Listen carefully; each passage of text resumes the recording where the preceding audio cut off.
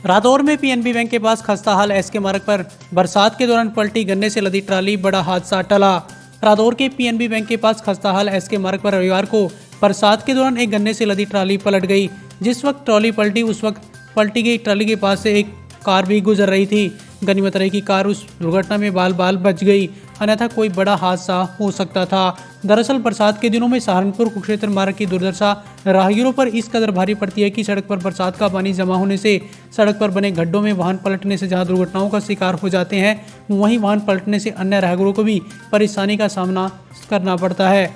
लेकिन विभाग का इस खस्ताहाल सड़क मार्ग की ओर कोई ध्यान नहीं है। किसान ओम प्रकाश ने बताया कि त्रिवेणी चौक से लेकर बस स्टैंड तक इस मार्ग की दयनीय हालत है।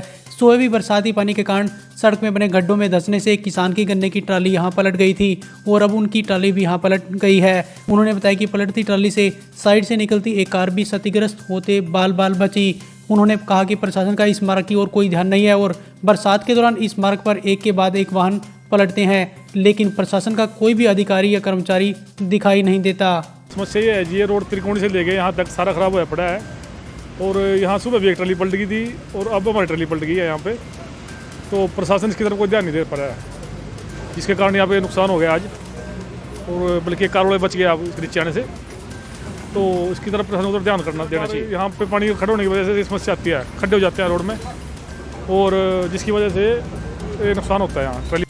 वहीं उद्योग व्यापार मंडल रादौर के प्रधान अमित काम्बोज ने कहा कि यह मार्ग कई राज्यों को आपस में जोड़ता है, लेकिन इसकी हालत ग्रामीण सड़कों से भी बदतर है। बरसात के दिनों में तो इस मार्ग से निकलना खतरे से खाली नहीं है। वहीं सड़क की बदहाल स्थिति शहर की सुंदरता को भी प्रभावित कर रही है। उन्होंने कहा कि जब भी बरसात होती है तो सड़क टूट जाती है और इस सड़क की पानी की निकासी न होने से पानी सड़क पर ही जमा हो जाता है। उन्होंने कहा कि प्रशासन से इस मार्ग की पानी निकासी की मांग कई बार की जा चुकी है, लेकिन प्रशासन के बाद सिवाय आश्वासन के कुछ नहीं है। उन्होंने कहा कि इस मार्ग से 30 से 35 गांव के लोग बस स्टैंड व खंड विकास कार्यालय पहुंचते हैं, जिन्हें काफ़ी परेशानी झेलनी पड़ती है।